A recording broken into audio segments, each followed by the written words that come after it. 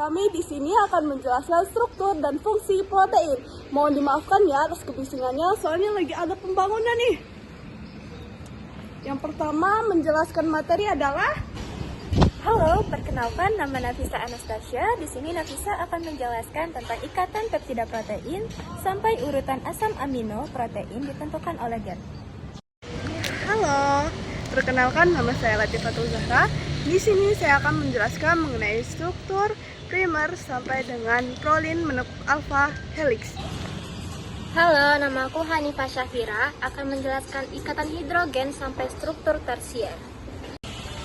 Halo guys, saya Ziko Arya Pratama. Di sini saya akan menjelaskan struktur, kuaterner, dan fungsi protein.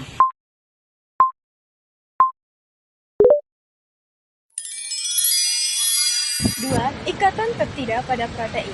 Asam amino pembentuk molekul protein. Asam amino merupakan unit dasar struktur protein.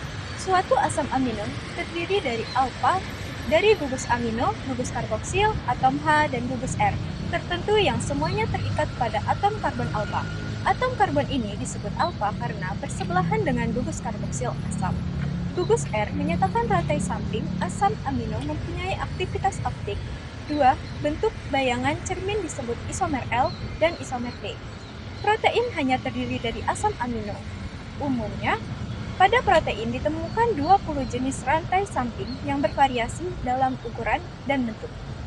Asam amino berikatan melalui ikatan peptida. Pada protein, gugus karboksil alfa, asam amino terikat pada gugus amino alfa, asam amino lain dengan ikatan peptida atau ikatan amida. Secara kovalen membentuk rantai polipeptida, ikatan peptida sangat stabil dan hidrolisis kimia memerlukan kondisi yang sangat ekstrim. Banyak asam amino berikatan melalui ikatan peptida membentuk rantai polipeptida yang tidak bercabang. Asam amino di dalam suatu protein disebut residu asam amino. Residu asam amino pada salah satu ujung rantai memiliki sebuah gugus amino bebas dan pada rantai yang lain memiliki gugus karboksil bebas. Berdasarkan kesepakatan, ujung amino diletakkan pada awal rantai polipeptida. 3. Urutan asam amino protein ditentukan oleh gen. Urutan nukleotida dalam DNA suatu molekul herediter menentukan urutan nukleotida komplementer dalam RNA, yang akhirnya menentukan urutan asam amino dalam suatu protein. Tiap rangkaian 20 asam amino disandi oleh satu atau lebih urutan 3 nukleotida tertentu. Perubahan urutan asam amino dapat mengakibatkan gangguan fungsi protein dan menimbulkan penyakit. Penyakit yang bersifat fatal seperti anemia, sel sabit, dan fibrosis kistik disebabkan oleh perubahan satu asam amino dalam satu protein. Berikut nama, simbol, struktur, dan indeks hidrofobisitas dari 20 asam amino. Dan ini adalah tabel codons asam amino.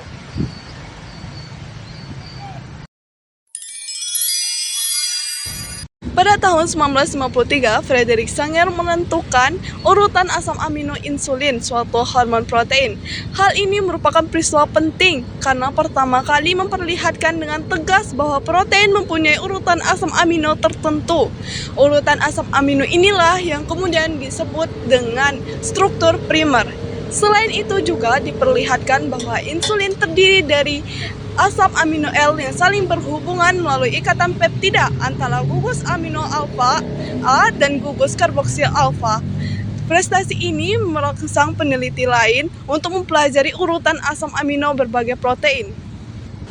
2. Struktur sekunder.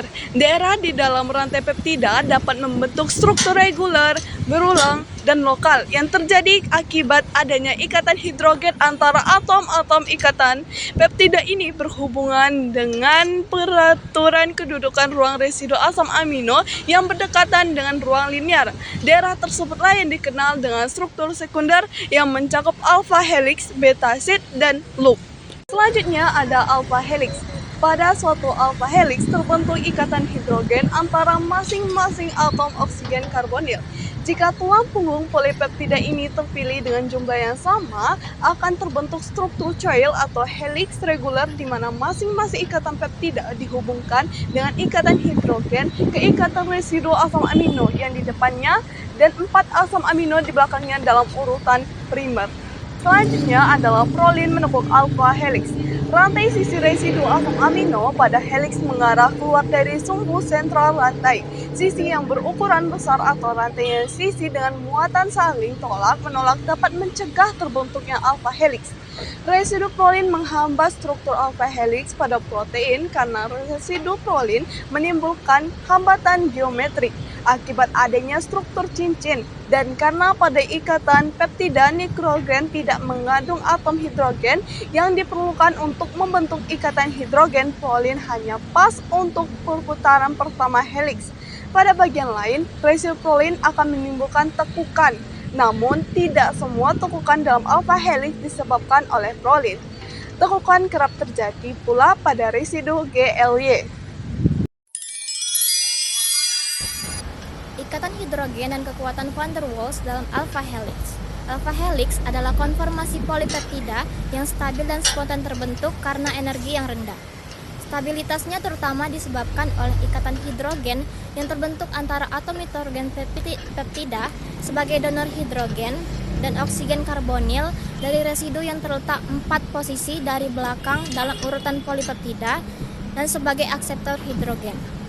Selain itu, interaksi van der Waals antara atom-atom yang berdekatan di dalam alpha helix juga memberikan stabilitas tambahan. Alpha helix amfipatik. Alpha helix dapat bersifat amfipatik, yaitu memiliki bagian yang hidrofobik dan hidrofilik. Dalam struktur ini, residu asam amino yang bergantian bersifat hidrofobik dan hidrofilik setiap 3 atau 4 residu. Alpha helix amfipatik sering ditemukan di permukaan protein atau terbenam dalam bagian dalam protein dan berfungsi dalam lipoprotein plasma, hormon polipeptida, enzim, dan protein lain. Beta sheet. Beta sheet adalah struktur polipeptida yang berbeda dari alpha helix, terbentuk melalui ikatan hidrogen antara polipeptida yang linear. Ikatan ini terjadi antara oksigen karbonil dari satu ikatan peptida dan nitrogen dari ikatan peptida lainnya. Beta sheet dapat melibatkan ikatan antara dua rantai polipeptida yang terpisah atau dalam satu rantai yang melipat sendiri. Seringkali disertai dengan struktur beta turn yang melibatkan 4 asam amino. Struktur tersier. Struktur tersier protein adalah konformasi 3 dimensi yang terbentuk dari pelipatan polipeptida. Gabungan beberapa macam struktur sekunder secara keseluruhan membentuk struktur tersier protein. Bagian bentuk-bentuk sekunder ini digabungkan dengan ikatan hidrogen, ikatan garam, interaksi hidrofobik, dan ikatan disulfida.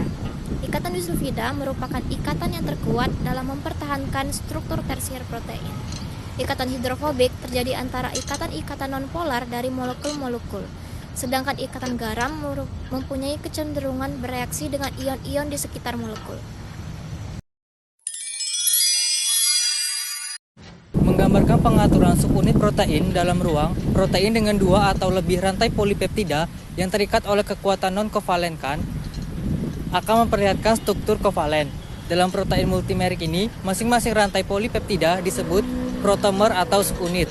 Subunit tersebut disatukan oleh jenis interaksi non-kovalen yang sama yang berperan dalam struktur tersier, yaitu interaksi elektrostatik dan hidrofobik, serta ikatan hidrogen. Protein yang tersusun dari 2 atau 4 subunit masing-masing disebut protein dimerik atau tetramerik. Untuk fungsi-fungsi tabel protein dapat teman-teman lihat pada tabel berikut ini.